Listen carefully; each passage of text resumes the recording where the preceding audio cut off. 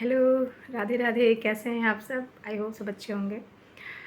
तो चलिए फ्रेंड्स, आज हम लोग बात करते हैं पीरियड्स के बारे में। यस, पीरियड्स अबाउट टीनेजर्स कि पीरियड्स किस स्टेज पे स्टार्ट होते हैं, क्या सिम्टम्स होते हैं, क्या कॉम्प्लिकेशंस होंगे आपके साथ एंड रेमेडीज़ क्या हैं। तो लेट्स स्टार्ट। क्या फर्स्ट ऑफ ऑल अगर हम लोग बात करें एज ग्रुप की, तो 12 टू 14 ईयर्स का एज आपका है। जनरली किसी किसी के ये बेसिकली डिपेंड करता है हमारे बॉडी के हार्मोनल क्या इक्वेशंस हैं उसके ऊपर।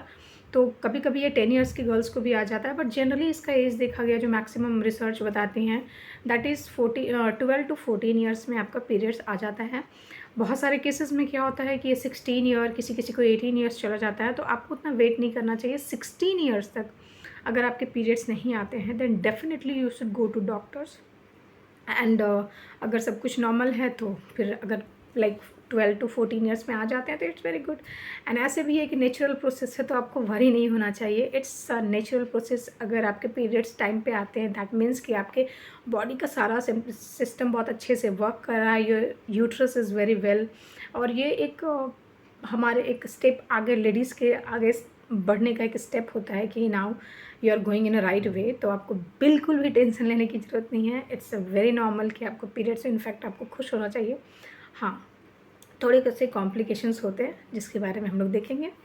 नाउ एज ग्रुप की हमने बात कर ली।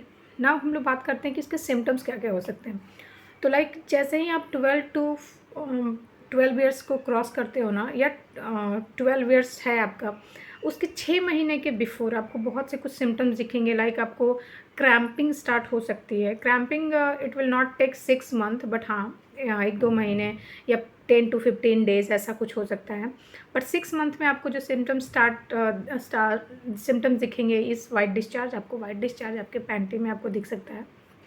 आपको कुछ चिपचिपा सा महसूस हो सकता है एंड एक ब्रेस्ट बिल्डिंग का आपको दिख सकता है कि हाँ ब्रेस्ट में के शेप्स में कुछ इंक्रीमेंट हो रहा है, कुछ इंक्रीज़ हो रहा है। इस मंथ में कुछ था ऐसा, कुछ साइज़ उसका बढ़ता हुआ नजर आए तो समझ जाइए कि now you are very close to the periods. अब आपको पीरियड्स आ सकते हैं। नाउ पहले क्या होता था डजेंट मैटर, क्योंकि वो पहले की बातें थी। आज के टाइम पे एज अ मदर हम बहुत ही फ्रैंक हो चुके हैं, बहुत ही नॉलेज है हमें, तो हमें अपने बच्चों से बात करना चाहिए खुल के। अगर आपकी बेटी ऑन दैट स्टेज है, अगर वो 12 ईयर्स की हो चुकी है या होने वाली है, उससे पहले भी you should talk to your daughter कि हाँ बेटा ऐसा ऐसा सिम्टम्स है, उन्हें बताइए ताकि वो वरी ना हो। स्कूल में कुछ हो जाए, इन केस वो कहीं बाहर हैं, तो कभी भी जब उन्हें पीरियड्स आए तो वो वरी या पैनिक ना हो के उसका सॉल्यूशन ढूंढे। उन्हें बताइए कि कैसे उसे हैंडल करना है। ओके, ये कोई वरी होने की बात नहीं है। उनसे बहुत अच्छे से बैठ के बताइए सिम्टम्स क्या हैं, क्या क्या हो सकते हैं and what should be the solutions. Now come to the complications. Complications क्या क्या होते हैं? कॉम्प्लिकेशंस की अगर हम लोग बात करते हैं तो आपको क्रैम्प हो सकता है, मसल्स में क्रैम्प हो सकता है, स्पेशली आपके कमर के नीचे वाले पोर्शन में। आपको पेट में दर्द हो सकता है एंड बहुत किसी को वॉमिटिंग्स, फीवर जैसी चीज़ें हो जाती हैं। मुझे भी स्टार्टिंग एज में ये सब होता था, तो ये भी बहुत नॉर्मल है। हाँ, आपको एक बियरेबल पेन से ज़्यादा हो रहा है, मतलब आप बर्दाश्त नहीं कर पा रहे हो, ऐसा पेन आपको अगर हो रहा है तो immediately you should go to doctor. या अगर आपके घर में कोई फैमिली डॉक्टर है यू शुड कंसर्न, क्योंकि इसमें कुछ चेक करने जैसा सिस्टम नहीं होता है। वो आपको चेक करेंगे भी on the basis of heavy bleedings, और वो बाद में ही करेंगे। तो उस टाइम पे आप उनसे कंसर्न करके मेडिसिन ले सकते हो। एंड और इसका एक बहुत ही कॉमन सा मेडिसिन है मेफ्टल स्पास करके, वो आप मेडिसिन ले सकते हो टैबलेट, तो वो आपको बहुत ही रिलीफ देगा पीरियड्स के क्रैम्प में।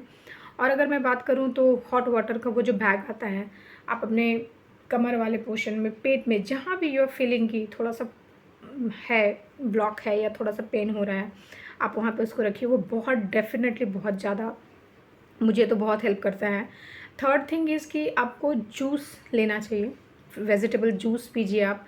जितना ज़्यादा हो सके पानी पीजिए, और वो पानी अगर अगर आप वेरी कंफर्टेबल हैं तो गर्म पानी पीजिए। और अगर गर्म नहीं कर सकते हैं तो एटलीस्ट उसका ठंडापन ना रहे। एज बिकॉज ना ठंडी चीज़ें हमारी, अगर मैं ऐसे भी कहूँ आपको, तो जब आप यूरिन पास करते हो तो क्या वो ठंडा होता है? नहीं ना। दैट मीन्स हमारे बॉडी का टेम्परेचर उस यूरिन के टेम्परेचर के बराबर है। तो हमें ठंडी चीज़ें, अगर एक गर्म तवे पे ठंडी चीज़ें डालो आप, तो कैसा वो छन से करता है। तो इसी तरह हमें तो नॉर्मली भी ठंडा पानी नहीं पीना चाहिए, बिकॉज़ वो नॉट गुड फॉर हेल्थ। तो पीरियड्स के टाइम पे आप डेफ़िनेटली गो फॉर गर्म पानी पीजिए, एंड वो आपको बहुत रिलीफ देगा। जूस पी सकते हो आप, अगर आप चाय लेते हो तो लेमन टी ले सकते हो, ग्रीन टी ले सकते हो, एंड मसाला टी बहुत कोई, अगर आप मिल्क टी के साथ कंफर्टेबल तो मिल्क टी ले सकते हो, नॉट टू वरी। ना हम लोग एक बहुत ही कॉम्प्लिकेटेड सा टॉपिक है हाइट को लेके, कि क्या पीरियड्स के बाद लड़कियों की हाइट बढ़ती है। तो मैं आपको बता दूं, on the basis of my research, मैंने बहुत सारी रिसर्च किया है इस पे, और बहुत से लोगों का कंसर्न लिया है, बहुत से लोगों से पूछा है, बहुत से लोगों का इसमें आइडियाज़ है। 18 ईयर्स तक हमारा हाइट बढ़ता है, 18 ईयर्स तक, चाहे वो गर्ल्स हो कि बॉयज़ हो। ऐसा कुछ नहीं है कि पीरियड्स आ गया तो हाइट नहीं बढ़ेगा। तो आप बोल सकते हो कि 18 ईयर्स तक, लाइक किसी को पीरियड्स, हाँ पीरियड्स के बाद थोड़ा हमारा हार्मोनल इम्बैलेंसेस इधर उधर होता है, तो आपको थोड़ा सा वो, आप एकदम डैम श्योर नहीं हो सकते हो कि नहीं अभी तो हाइट बढ़ेगा। तो आपको थोड़ा सा मेहनत करने की ज़रूरत है, लाइक बोन्स को डेवलप करने की। When we are talking about height, तो हमें हाइट कैसे बढ़ानी है, हाथ की लंबाई तो नहीं बढ़ानी है ना।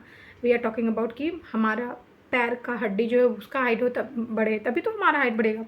तो आप कैल्शियम से रिलेटेड चीज़ें खा सकते हो, आप डाइट अपने बच्चे का सुधारिए, उसको डाइट में जितना हो सके आप प्रोटीन वगैरह सब कुछ, कैल्शियम से रिलेटेड दूध दही जो खिला सकते हैं खिलाइए, जिससे उसका हाइट बढ़े। विटामिन सी, विटामिन ई, और बहुत सारे एक्सरसाइजेज हैं, आप उनसे करवाइए। क्योंकि हाँ, अब आपको थोड़ा कंसर्न करने की ज़रूरत है कि हाइट बढ़ाना है मुझे, ठीक है।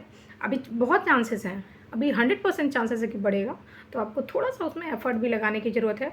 और बेसिकली ऑल वी नो कि हाइट जेनेटिक होता है। अगर हमारे मम्मी पापा छोटे हैं तो हाँ, उनके हाइट तक हम लोग पहुँच सकते हैं, या बहुत से केसेस में मैंने देखा है कि वो थोड़ा उनसे एक्सीड भी करते हैं। तो उसके लिए वरीड होने की ज़रूरत नहीं है कि पीरियड्स आ गया तो हाइट नहीं बढ़ेगा। अभी आपके पास 18 ईयर्स तक का टाइम है, आपका हाइट बढ़ेगा। और पीरियड्स के 2 साल बाद तो हाइट डेफिनेटली बहुत ही अच्छे से बढ़ता है, उसमें कोई वैसा नहीं है कि नहीं बढ़ता है। तो आप थोड़ा सा मदर्स भी फोकस्ड हो जाएँ कि हाँ मुझे ये करना है। नाउ कम टू कॉम्प्लिकेशंस में मैंने आपको बता दिए कॉम्प्लिकेशंस क्या क्या होते हैं, लाइक वॉमिटिंग्स हो सकते हैं, आपको गैस का प्रॉब्लम हो सकता है, तो थोड़ा गर्म चीज़ें पिए, पानी बहुत ज़्यादा पिए। पीरियड्स में हम लोग क्या करते हैं ना जनरली, कि वॉशरूम जाने के चलते पानी ही नहीं पीते हैं, ये बहुत ही गलत है। आप जितनी जल्दी जितना अमाउंट में पानी पियोगे ना, आपको ब्लीडिंग भी बहुत रैपिडली हो गई ना। ब्लीडिंग जो आपको धीरे धीरे पी रहे हो तो जो 4-5 दिन में है वो ब्लीडिंग भी होगा, बिकॉज जब भी हम लोग यूरिन पास करते हैं तो थोड़ा सा उसी रास्ते से जब पीरियड्स भी है तो थोड़ा सा उसको अफेक्ट करता है। और अगर मैं ड्यूरेशन की बात करूँ तो कितने टाइम तक पीरियड्स रहता है, तो स्टार्टिंग के डेज़ में आपको ये 7 डेज़ तक रह सकता है। बट किसी किसी के केसेस में ये 3 दिन भी होता है, 5 डेज़ भी होता है। 2-3 दिन आपको ब्लीडिंग हैवी हो सकती है, बट उसके बाद ये बहुत ही नॉर्मल हो जाएगा। एंड कोई परेशान होने की ज़रूरत नहीं है कि 7 डेज़ है, 7 डेज़ होते हैं स्टार्टिंग में। लाइक स्टार्टिंग में आपको गैप भी हो सकता है, इस महीने आया तो 2-3 महीने के बाद भी आ सकता है, 3-4 महीने के बाद भी आ सकता है। बट ये गैप वाला टोटली का टोटली सिचुएशन 1 साल तक चलेगा। 1 साल के बाद आपको रेगुलर पीरियड्स आएँगे, आपको कुछ भी वरीड होने की ज़रूरत नहीं है। बट हाँ, एज़ अ मॉम आपको अपने बच्चों को सिखाना है कि पैड्स कैसे लेते हैं, उन्हें लेके दिखाना है। फिर आप उनके लिए थोड़े, जब होते हैं टीनेजर्स को थोड़ा सा डर होता है कि नहीं ये पैड मेरे लिए सूटेबल है कि नहीं, कहीं लीक ना कर जाए, कहीं स्पॉट ना हो जाए, तो उनके लिए उनको उनसे बात करना है, उनको बताना है।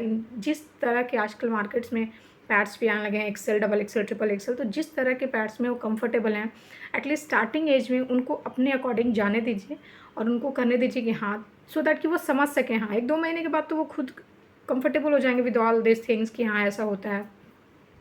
नाउ कम टू 7 डेज़ का बात हमने कर लिया। उसके बाद मेडिसिन्स भी मैंने बता दिया। फूड में अगर आप लो तो थोड़ा सा ऑयली एंड जंक फूड ये सब थोड़ा सा अवॉइड करना, क्योंकि इससे भी आपको बहुत गैस हो सकता है और वो गैस फिर आपको क्रैम्प में कन्वर्ट हो सकता है। तो थोड़ा सा मसाला वाला खाना कुछ दिन, थोड़ा जितना आप लाइटली खाना खा सकते हो खाइए। एंड ऑल दैट इज़, फिर बहुत ही नॉर्मल सा ये प्रोसीजर है, एक नेचुरल प्रोसीजर है। आपको बिल्कुल भी वरी होने की ज़रूरत नहीं है। एंड कुछ भी होता है, लाइक आप अगर स्कूल में हो तो गो टू योर टीचर। आप इतने दिन से अपने स्कूल में हो तो आपको पता होता है कि ये टीचर किस पोलाइट नेचर की है, तो गो टू द जिसके साथ आप बहुत कंफर्टेबल हो उनके पास जाइए उनसे बताइए it's my first period.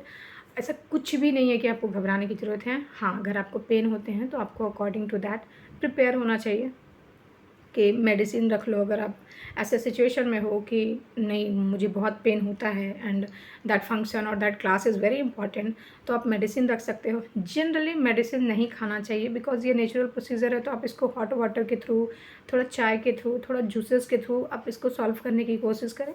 Generally medicine नहीं खा लेनी चाहिए हमें। एंड ऑल अबाउट यही थी एक छोटी सी जानकारी। अगर आपको अच्छी लगती है तो आप प्लीज़ इसको लाइक करें, मेरे चैनल को सब्सक्राइब करें। And any problem if you have related to this period you can contact on my comments, okay. And okay, नमस्ते, बाय बाय।